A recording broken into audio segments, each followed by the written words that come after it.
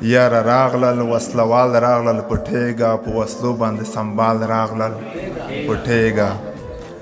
درته ویمې لویه لار کې دي دا نښي تخته تخته کلیوال راغلل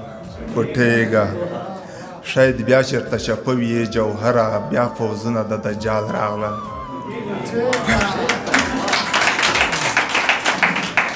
ته چې وړوکی وې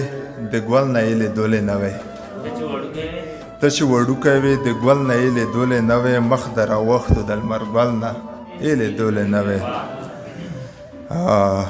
ته د دوبۍ مزدورو وخوړې تک تورې کړلې د روغ یو رخ کې د سپین ګل نه یې لیدلو نه وې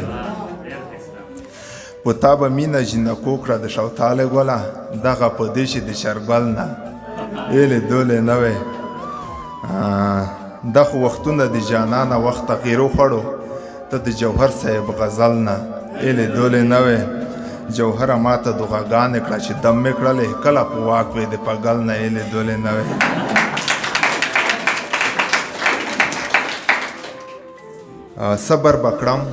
صبر بکړم خپل به یوې ته وځم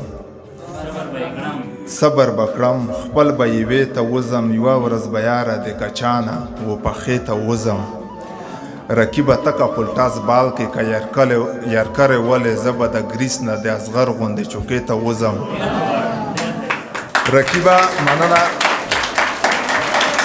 رکیبه تکه پلټاس بال کې که یرکرې ولې زه به د ګریس نه د اصغر غوندې چوکې ته وځم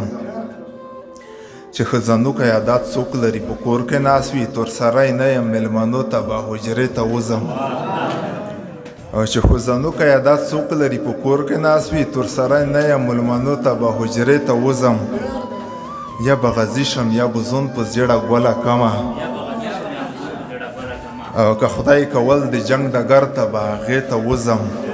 منم چې جنگ ښه نه دی څه وکړو خو نه مو پرېږدي